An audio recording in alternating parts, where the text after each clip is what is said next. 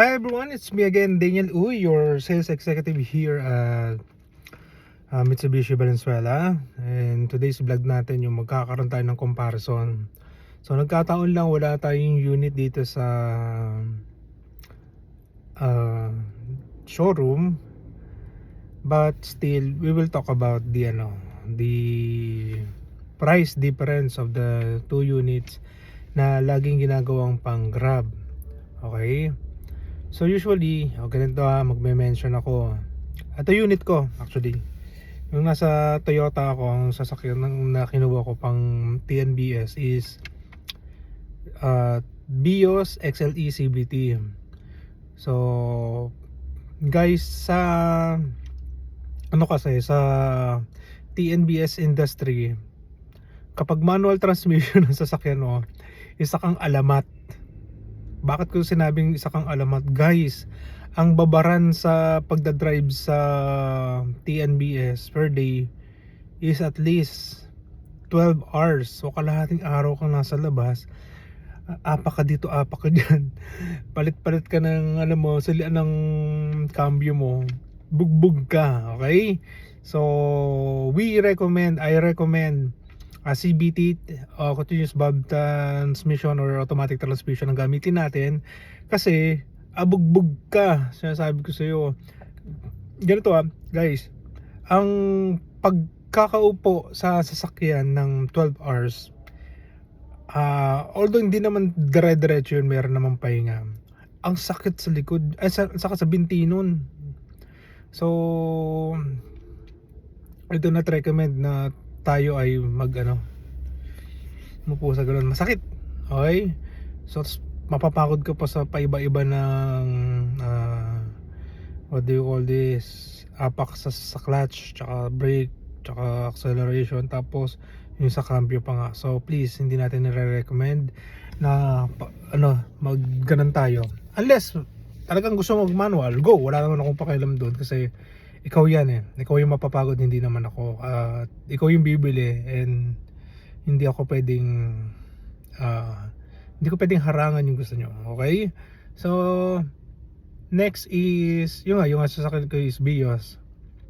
So ang presyo niya nung binili ko siya is 882. So let's talk about the price today.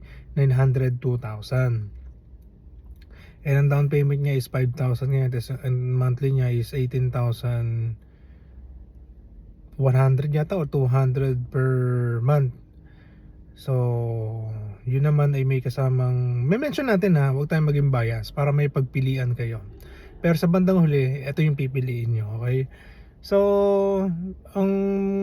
meron siyang pre-PMS na 1,500, 10, 20, 15, 20. So good for 2 years yun, kaya nga lang baka good for 1 year yun kapag nag TNBS na kayo. Grabe, may linya na hindi ako. Dati wala naman akong ganyan na nag-ahente ako. So yan, may advantage yun, no? And syempre Vios yun.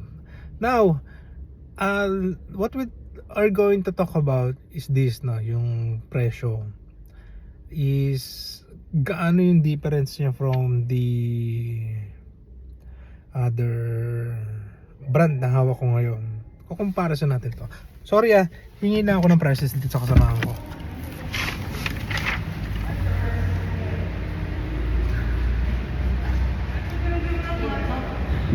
Hi. So shoutout sa kanila. Ay, sila. Ayan. So mamaya pa-post natin yung video na pahingin mo yung sama na. Sorry ko din. Mag-vlog lang ako. Yan. Yan, shoutout daw. Yan. So yung presyo na pinagmamalaki natin dito is the Mirage GLX 1.2 CVT. So ang presyo niya is 19,000. Actually pag kinash nyo pa nga siya, less 110,000, no? So magiging 709,000 na lang siya. And kapag tayo tag dito, hulugan tayo 11,000 or 0 down payment, 17,000. So ang laki ng difference sa isa. So bakit ba pinupush ko tong Mirage? First of all, hindi pala ako nakapag-walks, no? pang laspagan kasi ang gagawin natin sa TNBS. So kung hindi kayo magdadrive at iba talagang laspagan, so why you will spend a lot kung ito yung gagamitin mong unit, mas kikita ka. Bakit ko sinasabi? Okay, ang magkano boundary per day ng sedan? 1,000 times 26 days kasi with coding, di ba? So 26,000 yon. Both pagpalagay natin, both 26,000 po yung yung unit. Less 18,000 mo sa BIOS. So magiging 8,000 na lang yon. May mga maintenance ka pa. Di ba? Ngayon, versus 17,000, okay? To be exact, 17,003 pesos. Although 1,000 lang difference, pero malaking bagay yun, diba? And actually parehas naman matipid yan. Actually sa 1,000 ko sa gas sa BIOS, to mention para patas tayo, nakaka 4,000 pesos ako per day. Hindi pa kasama yung tip, and ano yan, depende pa sa magiging biyahe mo yan. So mas magiging matipid pa lahat yan, both.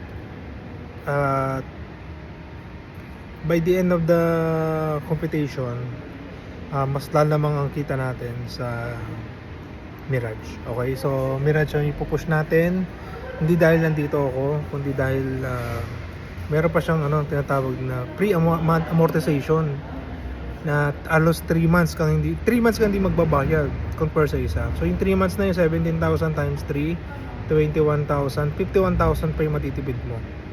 So kasi ito pa kaya siya maganda kasi hindi naman kagad weeks, month makakapag-grab ka. It takes months talaga, 3 to 4 months. So at least dito, laki ng tipid mo. Nagagamit mo siya nang wala kang binabayad na monthly amortization. So Mitsubishi na yung bibili natin, ha?